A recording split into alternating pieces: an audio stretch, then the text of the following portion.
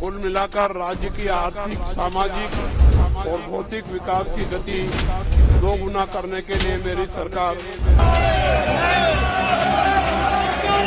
ರಾಜ್ಯಪಾಲರ ನಡೆ ಸರಿನಾ ತಪ್ಪ ಅನ್ನೋದ್ರ ಬಗ್ಗೆ ಇವತ್ತಿನ ರಾಧಕ್ಕ ಪಂಚಾಯಿತಿಯಲ್ಲಿ ನಾವು ಚರ್ಚೆ ಮಾಡ್ತೀವಿ. ಒಂದು ಗೌರವಾನ್ವಿತ ಸ್ಥಾನದಲ್ಲಿ ಇದ್ದುಕೊಂಡು ಒಬ್ಬ ಪೊಲಿಟಿಕಲ್ ಪಾರ್ಟಿಯ ಏಜೆಂಟ್ ತರ ನಡೆದುಕೊಳ್ಳೋದು ಇಟ್ಸ್ ನಾಟ್ ಫೇರ್. ಚುನಾವಣೆ ಟೈಮಲ್ಲಿ ಸ್ವಲ್ಪ ಮಟ್ಟಿಗೆ ರಾಜ್ಯಪಾಲರು ಮಾಡುವಂಥದ್ದು ಸತ್ಯ, ಅದು ನಡೆಸಿದ್ದಾರೆ. ಇದು ಸಿದ್ದರಾಮಣ್ಣನವರ ಒಂದು ಜಾಣ ನಡೆ.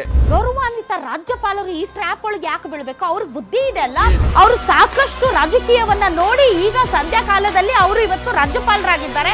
ಇದರಿಂದ ಅನ್ಯಾಯ ಆಗಿದೆ ಇಲ್ಲ ಅನ್ನೋದು ಒಂದು ಪ್ರಾದೇಶಿಕ ಪಕ್ಷದಿಂದ ಉತ್ತರ. ಕೇವಲ ಕರ್ನಾಟಕ ಮಾತ್ರ ಮಾಡಿದ್ದಾರೆ ಈ ಯೋಜನೆನ. ವ್ಯವಸ್ಥೆಗೆ ಸರ್ ಇಲ್ಲಿ ಕೆಲಸ ಅನ್ಯಾಯ ಆಗಿದ್ವಾ? ಪಂಜಾಬ್ಗೆ ಉತ್ತರ ಪ್ರದೇಶಕ್ಕೆ ಹೋಗ್ಬಿಡಿ ಪ್ರದೀಪ್ ಅವರೇ.